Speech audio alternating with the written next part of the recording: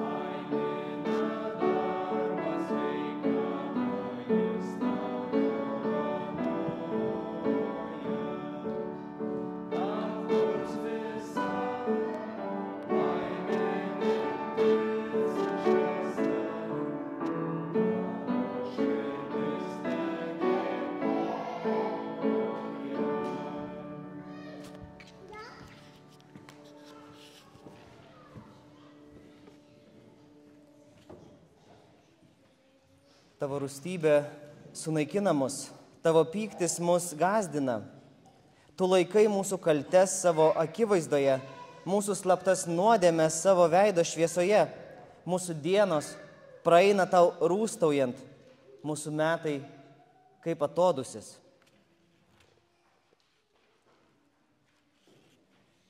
Aš kviečiu prisiartinti prie viešpaties maldoje ir atgailoje. Išpažintyje, ištarkim jam šitokius žodžius, pripažinkim jo galybę, jo rūstybę, pripažinkim jam savo kaltes ir savo slaptas nuodėmes, kurių iš tiesų neina nuo jo paslėpti. Dėl to privalome eiti link jo, o ne bėgti nuo jo. Palenkim galvas minutėlę, pasimelskime mūsų viešpačiui dėl mūsų nuodėmių.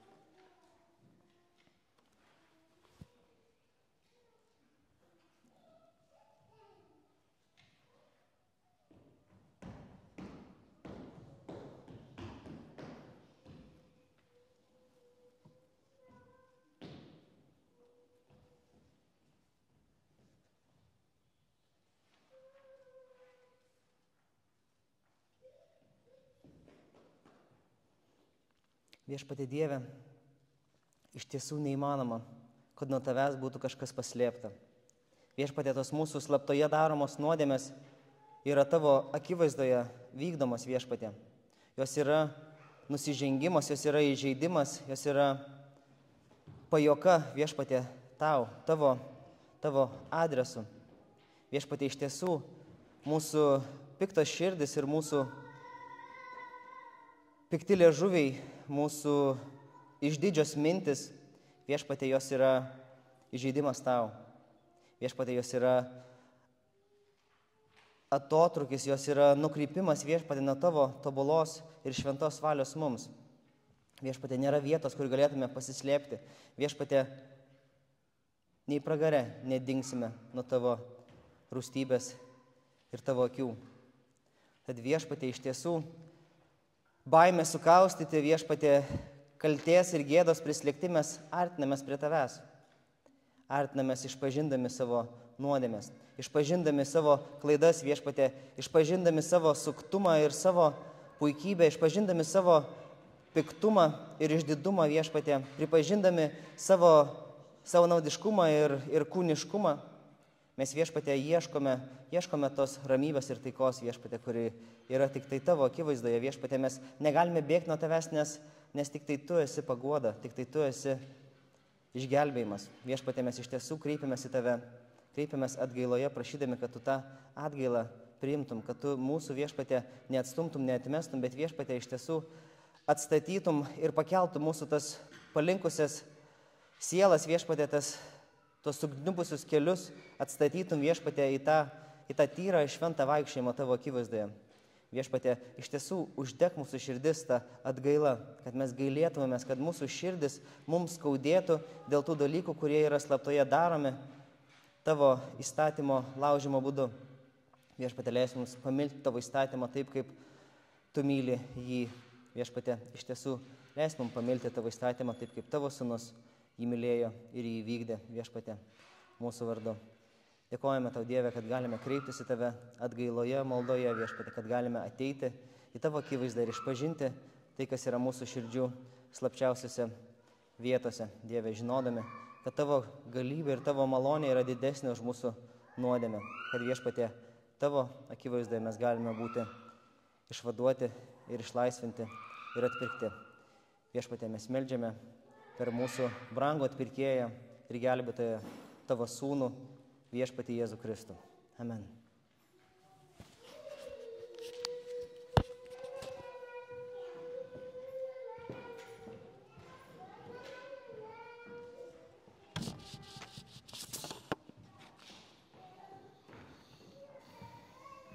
Malonės paskelbimas iš Izaijo, pranašo Izaijo 53 skyriaus. Paskaitysiu jį visą. Kas patikėjo mūsų skelbimu ir kam buvo apreikšta viešpaties ranka, jis išauks jo akivaizdoje kaip gležnas augalas, kaip šaknis iš sausos žemės. Neturi jis nei didingos išvaizdos, nei patrauklumo, kai žiūrime į jį. Nėra jokio grožio, kuris mus prie jo trauktų. Jis paniekintas ir žmonių atmestas, skausmų vyras, negalę pažinęs. Mes slėpėme nuo jo savo veidus, jis buvo paniekintas ir mes jį nieku laikėme. Tikrai jis nešė mūsų negalės ir savo pasiėmė mūsų skausmus, o mes laikėme jį nubaustų, Dievo ištiktų ir pažemintų. Jis buvo sužeistas už mūsų kaltes ir sumuštas už mūsų nuodėmes. Bausmė dėl mūsų ramybės krito ant jo. Jo žaizdomis esame išgydyti. Mes visi buvome paklydę kaip avis, kiekvienas ėjome savo keliu, bet viešpats uždėjo ant jo visus mūsų nusikaltimus. Jis buvo kankinamas ir žeminamas, bet neatvėrė savo burnos. Kaip avinėlis vedamas pjauti ir kaip avis, kuri tyli prieš kirpėjus, jis neatvėrė savo burnos. Jis buvo paimtas iš kalėjimo ir teismo. Kas paskelbs jo giminę, nes jis buvo atskirtas nuo gyvųjų šalies ir varginamas dėl mano tautos nusikaltimų. Jam paruošė kapą su nedorėliais, su turtingais po jo mirties, nors jis nepadarė nieko blogo ir jo lūpose nebuvo melo. Bet viešpats panorėjo jį sumušti, jis atidavė jį skausmui.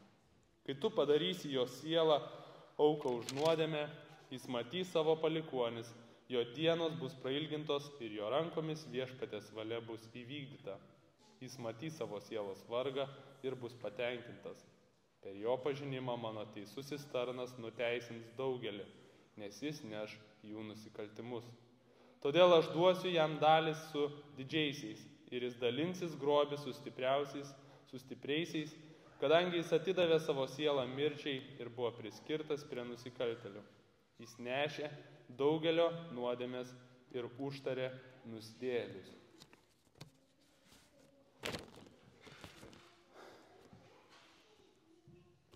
Atsakykime į šią evangeliją, kurią skaitėme pranašo Izaijo 53 skyriuje. Malda Tėve mūsų iš Mato Evangelijos 6 skyriaus. Tėve mūsų, kuris esi danguje, tiesie šventas tavo vardas, teateinie tavo karalystė. Tebūnie tavo valia, kaip danguje, taip ir žemėje. Kasdienės mūsų duonos duok mums šiandien ir atleisk mums mūsų kaltes, kaip ir mes atleidžiame savo kaltininkams. Ir nevesk mūsų į pagundimą, bet gelbėk mūsų nuo pikto, nes tavo yra karalystė, jėga ir šlovė per amžius. Amen. Kreip savo žvilgsnį į Jėzų.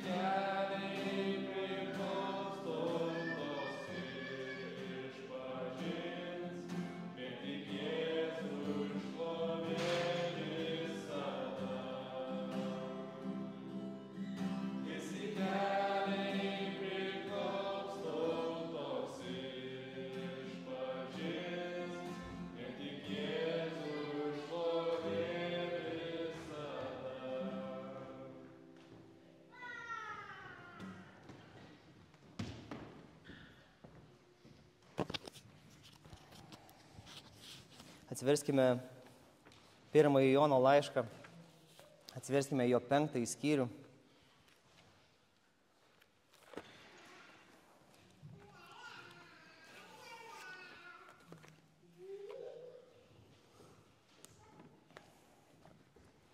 Aš paskaitysiu nuo 13 iki 17 eilutės. 1 Jono 5, nuo 13 iki 17. Tai parašiau jums tikintiesiems Dievo Sūnaus vardą, kad žinotumėte turį amžinąjį gyvenimą ir kad tikėtumėte Dievo Sūnaus vardą. Ir štai kokį pasitikėjimą mes turime juo. Jei ko tik prašome pagal jo valią, jis girdi mus. O jeigu žinome, kad jis girdi mus, ko tik prašome, tai ir žinome, kad turime tai, ko jo prašėme. Nes jei kas mato nusidedant savo brolį, tačiau ne iki mirčiai, te prašo. Ir Dievas duos jam gyvybę, būtent tiems, kurie nusideda ne iki mirčiai. Yra nuodėmė iki mirčiai ir aš kalbu ne apie ją, kad būtų prašoma. Kiekviena neteisybė yra nuodėmė, tačiau esama nuodėmės ne iki mirčiai. Tai yra Dievo žodis. Garbė Dievui. Dieve, iš tiesų, tau garbė kyla už tavo žodį, už tavo tvirtą žodį, Viešpatie, už tą žodį, kuriuo tu įtvirtinai dangus ir žemę, kuriuo tu, Viešpatie, įpūtei gyvybę žmogui, Viešpatie, tas žodis šiandieną yra čia užrašytas, Viešpatie, tas žodis šiandieną turi būti čia skelbiamas, tas žodis turi, Viešpatie, atlikti savo darbą nusidėjėlių širdise. Viešpatie, jisai turi juos keisti ir jisai turi galią tai padaryti. Viešpatie, mes prašome, kad tavo šventoji dvasia iš tiesų veiktų galingai, stipriai, Viešpatie, ir veiksmingai, atversdama nusidėjėlius į atgailą ir stiprindama tikinčiuosius tikėjime. Viešpatie, te mūsų žvilgsniai iš tiesų krypsta į tavo sūnų. Tai te būna pagrindas mūsų visoms maldoms, mūsų visiems darbams, mūsų visam gyvenimui, kad tau kiltų garbė ir šlovė. Amen.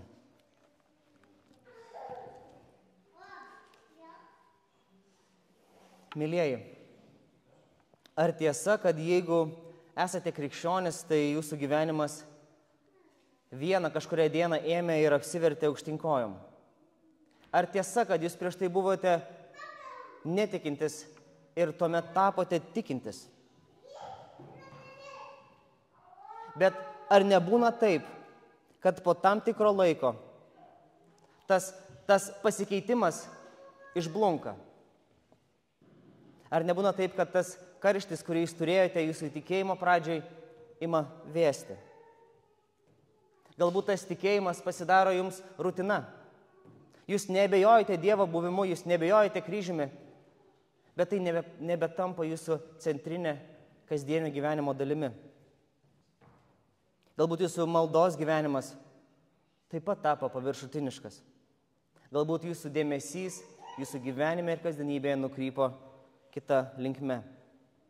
Jeigu taip yra, jeigu tai yra jūsų realybė, tuomet šitas laiškas yra būtent jums. Šitas laiškas yra būtent jums. Jisai yra skirtas nepalikti jūsų drugnume, klaidoje arba abejonėje. Jeigu jūs iš tiesų esate patyrę Kristaus meilę, ta meilė yra tobulas pagrindas vėl mums degti tikėjimu šiandieną ir iš naujo ir skleisti tą karštį aplink save. Šitas laiškas atlieka šitą paskirtį.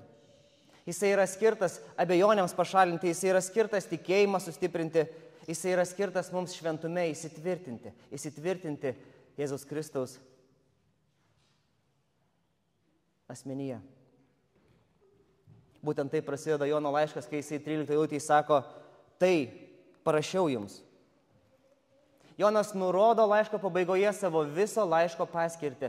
Būtent tai, visą tai parašiau jums. Parašiau jums, tikintiesiems Dievo Sūnaus vardą, kad žinotumėte. Tikintieji Dievo Sūnaus vardą nejaugi nežinote. Nejaugi nežinote, kad turite amžinąjį gyvenimą. Nejaugi nežinote, kad turite Dievo Sūnaus vardą. Nejaugi neturite pasitikėjimą, kaip sako 14 eilutė. Štai kokį pasitikėjimą mes turime. Kad ko prašome, tą gauname. Nejaugi jūs prašote ir negaunate. Nejaugi jums iš tikrųjų trūksta pagrindo. Jeigu tai yra taip, tai šitas laiškas būtent jums. Kad visą tą laišką perskaitę, kad patikrinę save įvairiais atvejais, kad turėtumėte ramybę su Dievu dėl savo išgelbėjimo. Kad turėtumėte pagrįstą ir tvirtą žinojimą, kad esate iš tiesų išgelbėtas, kad turite tikrą tikėjimą, gyvą tikėjimą, amžiną gyvenimą teikiantį tikėjimą, kad iš tiesų esate Kristuje. Matote, tikėjimas turi būti užtvirtintas, tikėjimas turi būti tvirtas ir žinojimas turi būti tvirtas. Žinot kodėl? Nes yra ir netvirtas tikėjimas, ir netvirtas žinojimas. Ir įsivaizduokite du gyvenimus. Vienas gyvenimas yra tvirtas žinojimas, o kitas gyvenimas yra netvirtas žinojimas. Vienas gyvenimas yra tvirtas vaikščiojimas, o kitas gyvenimas yra netvirtas vaikščiojimas. Ir abudu tie vaikščiojimai ir tie žinojimai ir tie gyvenimai yra krikščionių gyvenimai. Klausimas yra tik toks, kaip mums iš to netvirto, to neužtikrinto, bet iš tiesų esančio tikėjimo ir gyvenimo pasiekti ten, kad mes būtume tie laiško adresatai. Šitas žinojimas, šitas tikėjimas, šitas tvirtumas, šitas buvimas Kristuje keičia gyvenimą iš esmės. Ir jums, mėlėjai, privalu tai žinoti. Todėl Jonas ir rašo, jisai rašo broliams tikintiesiems Mažojoje Azijoje arba, kaip mes dabar žinome, Turkijos teritorijoje. Tai yra šitos bažnyčios, kurioms jisai paskui rašys kitus laiškus. Viešpaties Jėzaus atėjimo pranašystės laiškus toms 7 bažnyčioms – Efese, Smirnoje, Filadelfijoje ir kitur. Šitas laiškas irgi yra skirtas toms bažnyčioms, jos visos yra viename regione. Jiems visiems reikia žinoti šitas tiesas, kurios yra išdėstytos visame Jono laiške. Ir dabar mes ateiname į tą vietą, kur viso to pagrindo, viso to žinojimo, viso to užtvirtinimo, abejonių pašalinimo tikslas yra atskleistas. Jums reikia tai žinoti. Jums nebereikia pergyventi. Jūsų nebeturėtų klaidinti visi tie mokytojai, kurie yra įsipaišę jūsų bendruomenės, visi tie klaidingi mokymai, kurie nebeteikia jums to užtikrintumo. Jums reikia tai žinoti, kad žinotumėte tiesą ir tiesa jūs išlaisvintų. Ir ta laisvė jums duotų amžiną gyvenimą. Tai yra tikra Dievo dovana. Tas žinojimas ir tas užtikrintumas, tas abejonių patraukimas yra tikra Dievo dovana jo vaikams.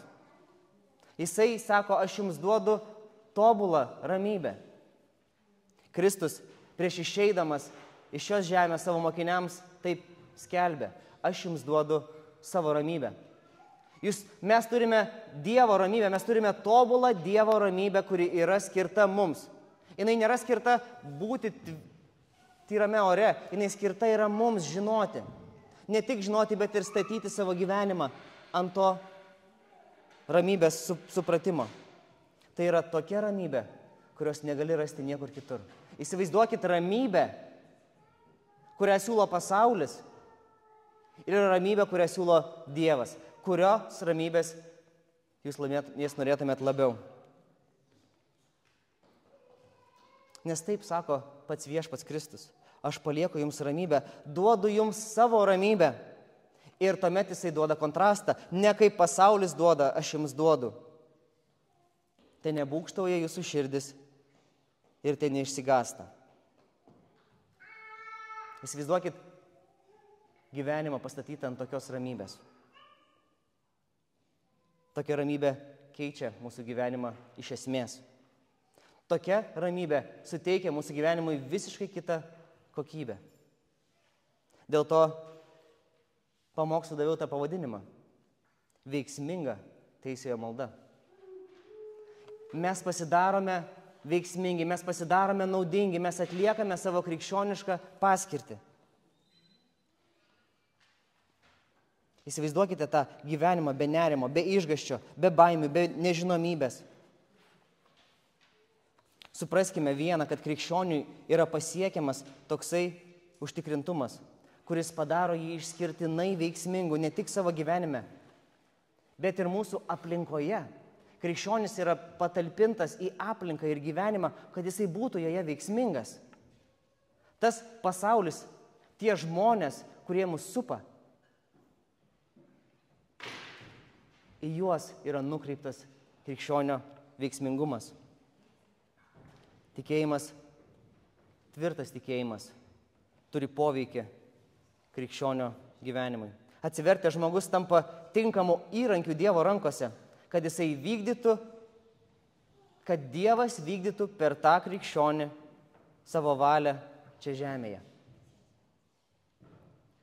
Kad toliau gelbėtų prapuolusias sielas ir kad toliau teiktų viltį prarastoms Izraelio avims, kad teiktų joms amžiną gyvenimą. Dievas turi tikslą ir paskirtį ir tas laikas yra dabar. Laikų pabaiga artėja. Tai yra tiesa. Bet mes turime laiką, kuris vadinamas laikų pabaiga. Tai yra laikas iki pabaigos. Paskutiniai laikai. Paskutiniai laikai turi savo paskirtį ir tikslą. Mes vis dar esame čia. Bažnyčia yra čia tam, kad gelbėtų prarastas Izraelio avis. Dievas gelbsti prarastas Izraelio avis. Štai kaip jisai tai daro. Jisai tai daro naudodamas tvirtus, atsivertusius, ramybę pažinusius, Kristuje įsitvirtinusius krikščionis. Tas gyvenimas atrodo arba daro poveikį dviem būdais. Praktiškai tai atrodo taip. Visų pirma, tai yra pasitikėjimas Dievu. Pasitikėjimas, pilnas pasitikėjimas Dievu dėl visų savo poreikių. O antras dalykas, tai yra karšta krikščionio malda už savo brolius. Jeigu pažiūrėtume į 13 eilutės antrąją dalį, sako, tikintieji žinokite ir tuomet sako, tęskite tikėjime Jėzuje Kristuje.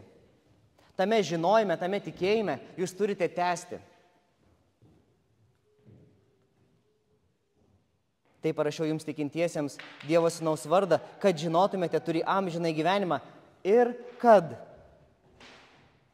tikėtumėte Dievo Sūnaus vardą, kad žinotumėte, turi tą vardą ir kad tikėtumėte, toliau tęstumėte tame tikėjime. Vieną kartą patalpinti tikėjime, tame tikėjime mes turime išbūti iki galo. Taigi tikras tikėjimas yra atsivertime prasidėjęs ir iki mirties besitęsiantis dalykas. Ta ramybė ir tas teisumas įgyti prie Kristaus malonės kryžiaus mūsų atsivertime mus veda į dievotą ir pamaldų gyvenimą. Tai skatina mus palaikyti ir statyti santykį su Dievu. Mes esame santykyje su Dievu ir tame santykyje mes turime išlikti. Ir ne tik išlikti, bet augti ir stiprėti ir tvirtėti. Toksai yra mūsų krikščioniškas pašaukimas. Mūsų užtikrintumas ir mūsų ramybė yra vienybėje, santykyje su Jėzumi. Tai matysis ir mūsų maldoje. Apie tai kalba 14-15 eilutės. 14 ir 15 eilutės kalba apie pasitikėjimą Dievu dėl savo paties poreikių. Mūsų prašymas yra užtvirtintas tikėjime ir teisume. Ir tas mūsų prašymas užtvirtintas pasidaro visiškai kitoks prašymas, negu taip, kaip mes gyvename anksčiau. Mūsų prašymas iš esmės įgauna naują prigimtį. Mes prašome dėl to, kad mes žinome, kad Jisai mus girdi. Mes žinome, kad Jisai girdi, o jeigu Jisai girdi, tuomet Jisai ir duoda visą tai, ko mes prašome pagal Jo valią. Šitas užtikrintumas yra toks tvirtas, kad Kristuje mūsų prašymai tampa garantuoti. Paskaitykite 14-15 eilutes. Ir štai kokį pasitikėjimą mes turime. Pasitikėjimą Juo mes turime. Ne mūsų prašymų pasitikėjimų, ne mūsų tikėjimų pasitikėjimą, bet mūsų pasitikėjimas Juo. Mūsų pasitikėjimas Juo yra toks, kad Jisai girdi. Jisai girdi. O jeigu žinome, kad jisai girdi toliau, sako 15 eilutė, tuomet mes žinome. Tuomet mes žinome, kad viską, ko mes prašome, mes jau turime. Turime tai, ko jo prašėme. Mūsų prašymas yra garantuotas jame.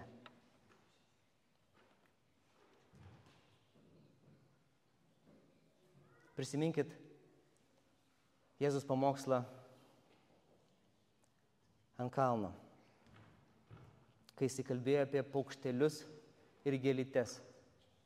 Prisiminkite, kaip tuomet jisai sakė, kad mes turime kreiptis į Viešpatį dėl mūsų pačių poreikių. Jeigu paukštelius jisai pamaitina, jeigu gėlytes jisai aprengia, tai tuo labiau jisai pasirūpina mumis.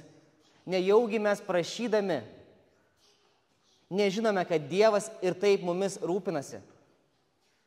Nejaugi tas žinojimas iš esmės nepakeičia mūsų maldos turinio. Nejaugi mes pamirštame, kad mūsų reikalas, mūsų pareiga yra vykdyti Dievo valią, o jisai pasirūpina visais mums būtinais poreikiais. Mėlėjai, jeigu mes turime žinojimą ir užtikrintumą, jeigu mes turime ramybę ir amžinąjį gyvenimą, ko daugiau mums reikia mūsų maldoje iš Dievo. Mes turime vienybę su Kristumi. Mūsų pasitenkinimas yra Viešpatyje. Mūsų žvilgsniai krypsta į jo gerumą, o ne į to, ko mums trūktų šiame pasaulyje, ko norėtų mūsų kūnai, kad mums duotų. Supraskite, kad būtent taip Jonas ir formuluoja tą norą, tą prašymą pagal jo valią. Tas prašymas pagal jo valią yra būtent toks. Mes turime visų pirma susitelkti į tai, kam jisai yra mus čia palikęs, kokia yra jo paskirtis čia žemėje ir tuomet mūsų maldos prašymai keičiasi. Kaip rezultatas tai atrodo praktiškai šitaip. Maldoje už mus mes dėkojame.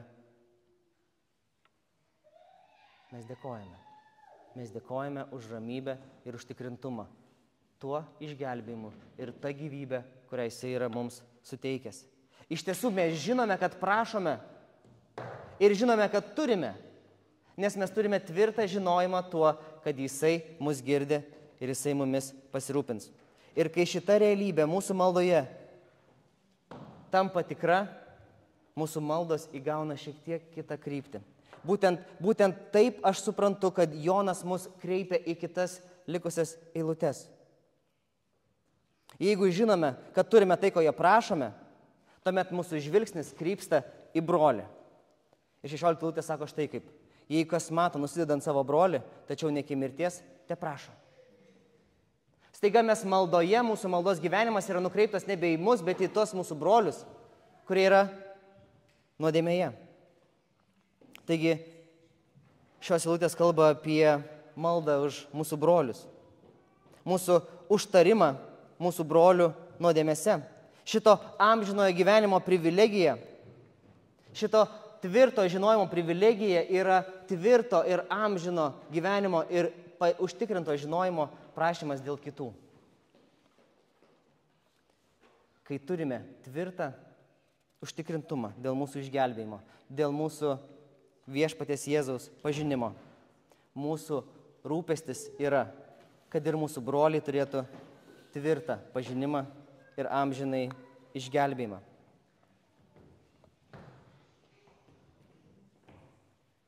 Jei kas mato nusidedant savo brolį, tačiau ne iki mirčiai, te prašo. Tegul te prašo ir Dievas duos jam gyvybę. Dievas duos gyvybę būtent tiems, kurie nusideda ne iki mirčiai. Tai reiškia, kad jie nėra paskendę nuodėmėse ir neatmeta Evangelijos, neatmeta Kristaus kelio, kurie nėra paskendę nuodėmėse, taip kaip mes skaitėme Jono laiške prieš tai, kai sakė, kad tie, kurie nusideda ir tie, kurie nuodėmiauja. Jis atskiria dvi kategorijas žmonių. Vieni nusideda, dėl to prašo Dievo ir Dievas jiems atleidžia, o kiti neigia, kad yra nuodėmėse ir gyvena nuodėmėse, paskendė tose nuodėmėse. Jie vergauja nuodėmiai ir gyvena tamsoje. Tai vat už šituos, sako, mes ir neprašome jūsų melstis, bet melstis už tuos, kurie yra jūsų broliai, bet kurie vis dar turi nuodėmių. Ir jeigu mes prašysime pagristai, žinodami, kad bet ko mes prašome, Dievas girdi, mes žinome, kad Dievas girdi tuomet, kai mes prašome už mūsų brolius. Dievas atsakys ir pasirūpins.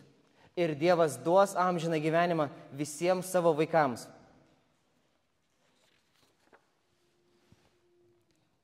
Kadangi nuodėmė iš tiesų trukdo amžinajam gyvenimui ir ramybei, kuri priklauso kiekvienam krikščioniui, būtent tokiu būdu mes turime melstis už savo artimai. Mes suprantame, kad nuodėmė yra tas dalykas, kuris veda į mirtį. Ir mūsų pirmasis ir pagrindinis maldos poreikis už mūsų aplinkinius yra dėl jų nuodėmių. Nes nuodėmė anksčiau ir vėliau jinai tampa matoma. Nuodėmė yra tas dalykas, kuris trukdo mūsų santykiui su Dievu.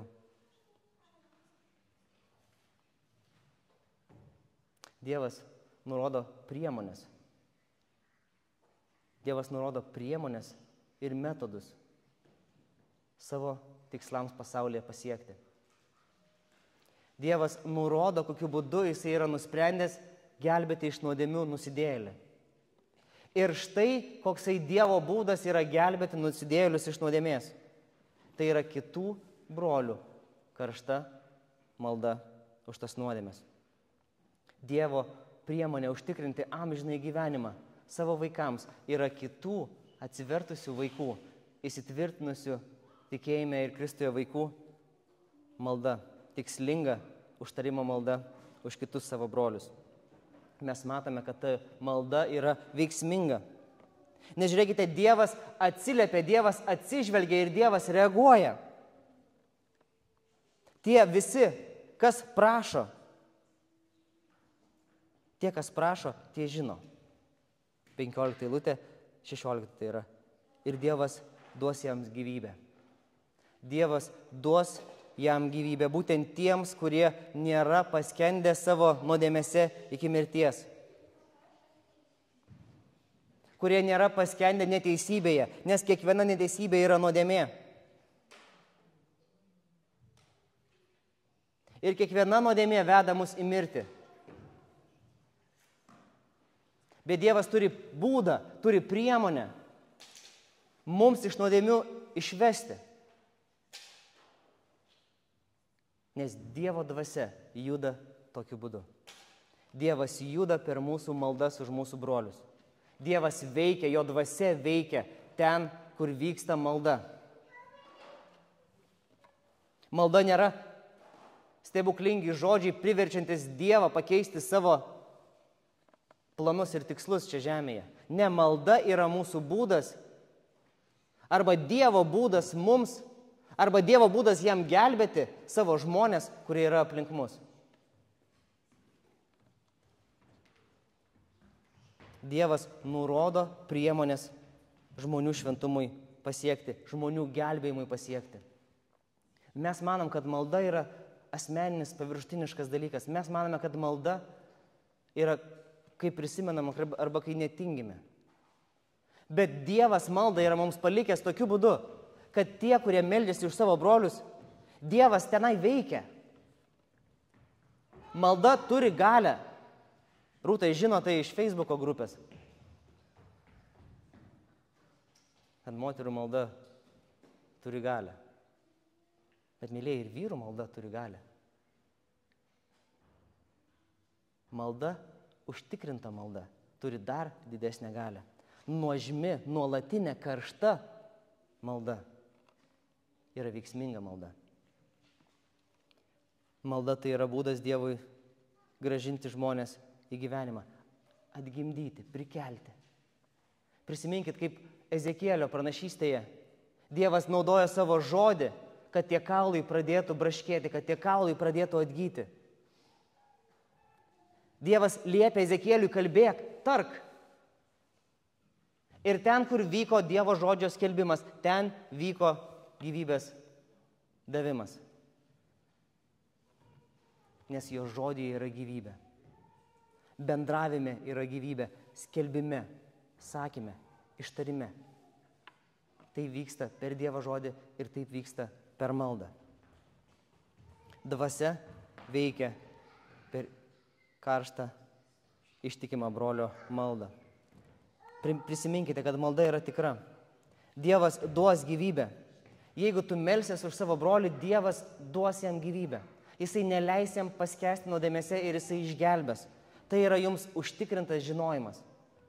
Tai yra Dievo žodis, jisai taip sako. Nes Dievas girdi. Dievas girdi. Dievas viską žino, viską mato, bet Dievas ypatingai nori girdėti mūsų maldas vieni už kitus.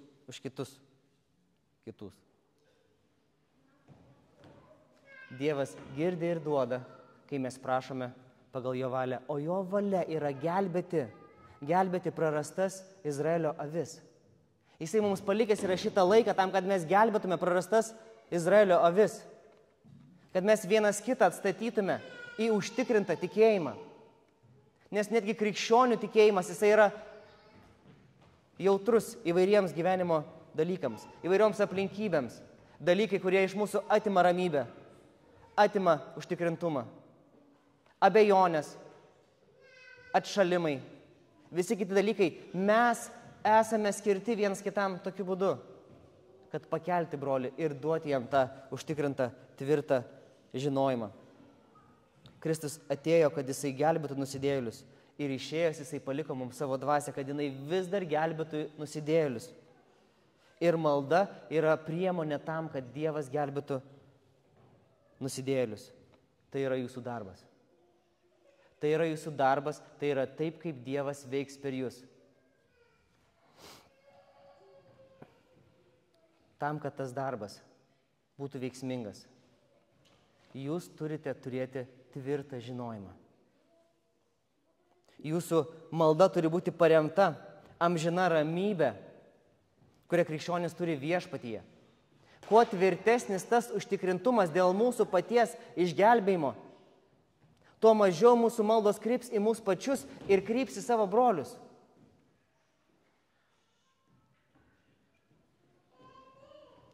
Mūsų malda bus skirta laimėti savo brolius, savo artimus amžinybei. Nepamirškit, kad abejonė sukausto maldą. Abejonė kreipia jūsų žvilgsnius į save. Prisiminkite, kad abejonė atima veiksmingumą. Abejonė padaro mus nenaudingą Dievo karalystei. Ir lygiai priešingai užtikrintumas kreipia mūsų žvilgsnį į Jėzų. Kreipia visų pirma žvilgsnį į Jėzų, kad mes turime didžiausią dovaną, kokią įmanoma turėti, amžinybę ir ramybę viešpatyje. Ir tuomet mūsų užtikrintumas kreipia mūsų žvilgsnį aplinkui mus. Arčiausiai mūsų. Mūsų broliai yra arčiausiai mūsų. Mūsų broliai yra tie, kuriuos mes turime pažinti ir privalome žinoti, kame jie vaikšto, kame jie klumpa, su kuo jie kovoja, kur yra jų abejonės, kur yra jų nuodėmė.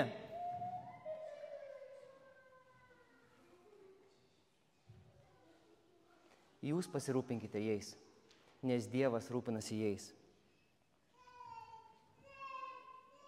Prisiminkit, kad Jisai girdi jūsų maldas. Dievas iš tiesų girdi maldas. Įsivaizduokit, supraskit šitą tiesą. Dievas yra amžinas ir tobulai galingas. Ir Jisai girdi jūsų menkavertės, silpnas maldas. Ir Jisai nori, kad jūs melstumėtės. Jūsų maldos jam nepadeda įgyvendinti savo tikslų čia žemėje. Jūsų maldas Dievas yra paskyręs kaip būdą įgyvendinti savo tikslus čia žemėje. Dievas pasirūpina mumis maldoje ir Dievas pasirūpina mūsų broliais, mūsų maldose. Stebėkite savo brolius. Sužinokite, pažinkite savo brolius ir karštai už juos melskitės. Karštai melskitės ir Dievas atsakys, jisai pasirūpins ir duos jiems amžiną gyvenimą. Jisai kiekvienam savo vaikus duos amžiną gyvenimą. Tai yra mokymas, kurį atkartoja ir kurį pagilina Jokūbas savo laiško 5 skyriuje. Štai ką sako jisai, išpažinkite vieni kitiems savo nusižengimus ir melskitės vieni už kitus, kad būtumėte išgydyti. Išpažinkite vieni kitiems ir pripažinkite savo nusižengimus ir melskitės vieni už kitus, kad būtumėte išgydyti. Išpažinkite, melskitės ir nusižeminkite, jeigu norite būti išgydyti. Daug pajėgia veiksminga teisėjo malda. Būtent teisėjo malda, būtent tas, kuris yra teisus prieš viešpatį, tas, kuris yra išgelbėtas, tas, kuris stovi Kristuje, tas, kuris turi amžinąjį gyvenimą, tas, kuris turi ramybę čia žemėje, kad ir kas be nutiktų, kad ir kokie persekiojimai, kad ir kokios kančios čia belauktų. Mūsų ramybė ir užtikrintumas yra amžinybėje, o ne sunkumuose čia. Mūsų žvilgsniai krypsta į amžinybę, mūsų žvilgsniai krypsta į viešpatį. O kai mes atsimerkime, mes matome savo brolius. Elijas buvo toks pat žmogus, sako Jokūbas. Jis toks buvo kaip ir mes. Jis melste meldė, kad nelytų ir nelyjo žemėje 3 metus bei 6 mėnesius. Jis vėl meldė ir dangus davė lietaus, o žemė užaugino vaisių. Mano broliai, jeigu kas iš jūsų nuklystų nuo tiesos ir kas nors jį atverstų, tai žino, kad sugrąžindamas nusidėjėlį nuo jo klystkelio išgelbės sielą nuo mirties ir uždengs daugybę nuodėmių. Taip kaip Elijas meldė ir Elijo malda buvo veiksminga, taip ir mes melskime už savo brolius, kad sugrąžinti juos nuo klystkelio ir kad išgelbėtų jų sielą nuo mirties. Nes tokia teisiojo malda pridengia daugybę nuodėmių. Dabar grįžtant į Jono laišką, šitas laiškas iš esmės jisai veda krikščionį į naują ir geresnę gyvenimo ir maldos kokybę. Ši geresnė gyvenimo kokybė yra dovanojama kiekvienam, kas turi pagrįstą ramybę ir tikėjimą viešpačiu Jėzumi, kuris yra Dievo sūnus. Jisai mums primena, kad mes esame Dievo vaikai. Ir Dievas girdi savo vaikus. Ir Dievas girdi savo vaikus. Ir Dievas veikia per savo vaikus.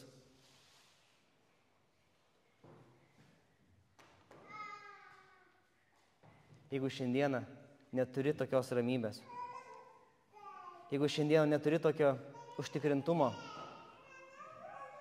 ieškok susitaikymo su Dievu. Ieškok atgailoje susitaikymo su Dievu, išpažinkim savo nuodėmes ir jis tave išgelbės. Ateik pas jį atgailoje. Pripažink ir parklūpk prieš jį, nusižemink. Te sudūžta tavo širdis, nieko baisaus jo ir taip nieko gero nėra. Prašyk jo išgelbėjimo, prašyk jo pagalbos. Prašyk, kad Jėzaus Kristus kraujas apvalytų tave, kad jisai būtų tau pritaikytas. Pažvelk į Jėzų, pažvelk į tą kryžių.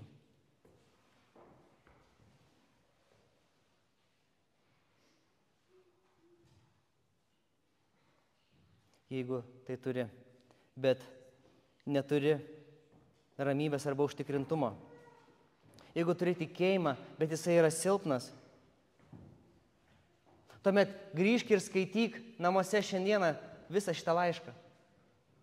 Patikrink ir ištirk, ar tu iš tiesų turi tiesą, ar tu iš tiesų turi sūnų, ar tu turi tą šviesą, ar turi ramybę, ar tavo santykis su nuodėmė yra pakitęs, ar tu turi įstatymą, ar tu vykdai Dievo paliepimus, ar tu esi jo sūnus, ar esi įsūnytas.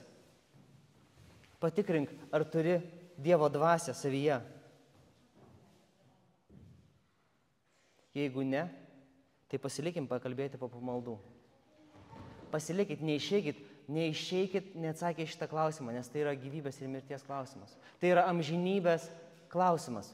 Klausimas, vienintelis klausimas, į kurį jums privalu yra turėti atsakymą dabar, jeigu jūs norite išsigelbėti. Bet jeigu atsakymas yra taip, jeigu jūs iš tiesų turite visą tai, tuomet šitas laiškas yra jums kaip paguoda, padrąsinimas ir užtikrinimas. Jūs turite ramybę ir jūs turite žinojimą, kad jūs turite sūnų. Naudok šitą ramybę. Naudok ją užtikrintai, dėkodamas Dievui už amžiną gyvenimą ir karštai melsdamasis už kitą šalia jūsų sėdinti brolį. O tam, kuris savo jėgą veikiančią mumise gali padaryti nepalyginamai daugiau, negu mes prašome ir suprantame, jam šlovė bažnyčioje, Kristuje Jėzuje per visas kartas, amžių amžiais. Amen.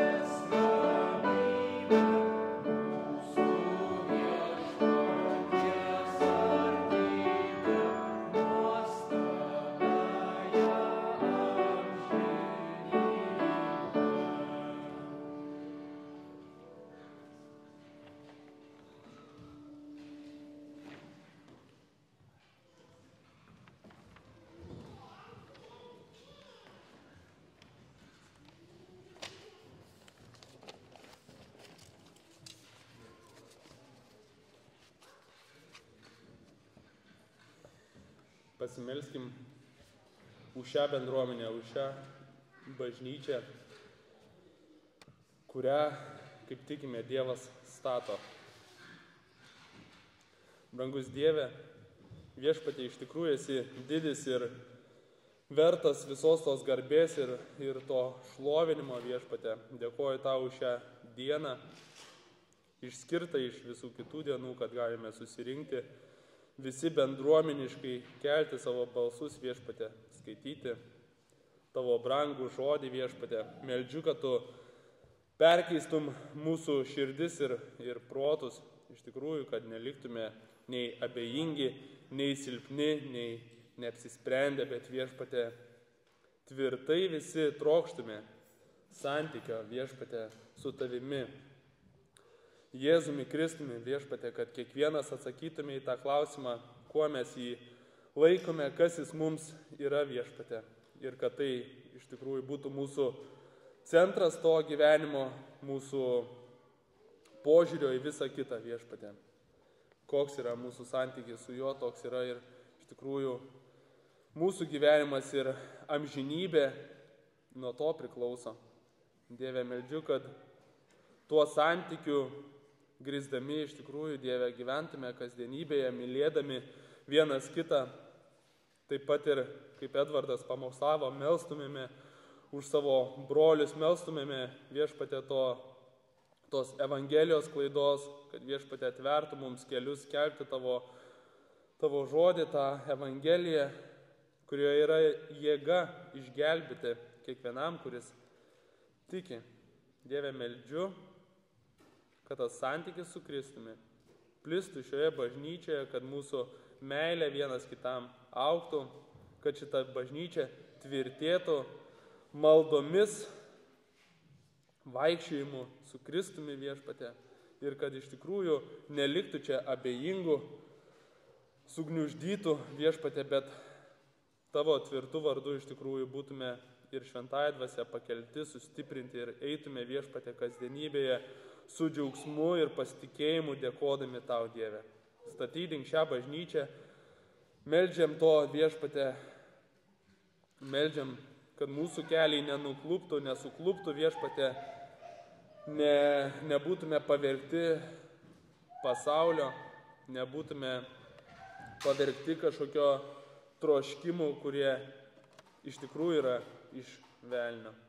Viešpatie, meldžiu, kad augtume tiek Biblijos skaitime, tiek maldoje, tiek meilėje artimui, Viešpatie, tiek tam santykio statyme su Jėzumi Kristumi. Dieve, padėk mums, mūsų tikėjimas yra mažas, nesame verti tavo meilės, bet, Viešpatie, iš tavo didžio gailestingumo ir tavo didžios malonės, Viešpatie, mes turime tą prieigą, Viešpatie, prie to kryžiaus iš tikrųjų ateiti su atgaila ir nuolankumu, Viešpatie, ir viso to prašyti ir melstis.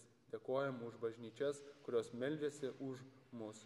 Dėkojam, kurie iš tikrųjų mus palaiko maldose, kurie nepamiršta mūsų. Dėkojam ir už Latvijos brolius, ir už Amerikos brolius. Viešpatie, sustiprink iš jų kiekvieną, Viešpatie. Ir te tavo žodis te sklinda, Viešpatie, te atgailauja žmonės visose pasaulio kampuose, Viešpatie, ir artinasi Kristau prie tavęs. Dieve, meldžiu už šį likusį laiką, už šį vakarą, Viešpatie, kad nenukryptų mūsų žvilgsniai, bet iš tikrųjų artintumės ir toliau būtume toje bendruomeniškume ir, Viešpatie, garbintume ir toliau tave, Dieve. Ir iš tikrųjų, kaip giedojame, noriu užbaigti šito paskaitimu, paskutinę šitos giesmės, kaip giedojam, kad kantriai savo kryžių, Viešpatie, neštume, kol dar esame tame kely. Viešpatie, sunkumus su tavimi tik pakelsim tyro džiaugsmo laukdami. Ten gaivinsimės ramybę, mūsų Viešpatės artybė, nuostabiąją amžinybę. Tavyje yra gyvenimas, Viešpatie, ir tavyje yra tas džiaugsmas ir amžinybė. Už visą tai dėkoju, viso to meldžiu brangiu Jėzaus Kristaus vardu. Amen.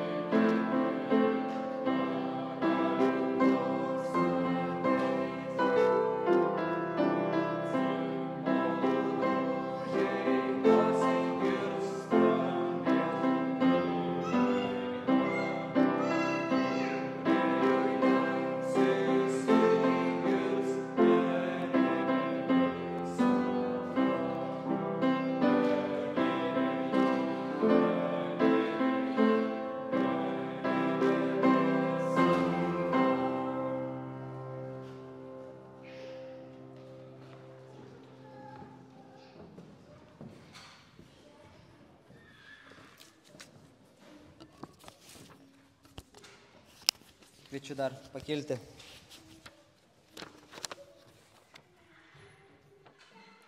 Skaitau Viešpaties žodžius iš Jokūbo laiško. Iš kur tarp jūsų atsiranda karai ir kivirčai? Ar ne iš jūsų užgaidų, kurios nerimsta jūsų nariuose? Geidžiate ir neturite, žudote ir pavydite ir negalite pasiekti, kovojate ir kariaujate, neturite, nes neprašote. Jūs prašote ir negaunate, nes blogo prašote, kad galėtumėte patenkinti savo užgaidas, paleistuviai ir paleistuvės. Ar nežinote, kad draugystė su pasauliu yra priešiškumas Dievui? Taigi, kas nori būti pasaulio bičiulis, tas tampa Dievo priešu. Gal manote, kad raštas veltui sako, pavydžiai trokšta dvasia, kuri gyvena mumise. Bet jis duoda dar didesnę malonę ir todėl sako, Dievas išdidiesiems priešinasi, o nuolankiesiems teikia malonę. Todėl atsiduokite Dievui, priešinkitės velniui ir jis bėgs nuo jūsų. Amen.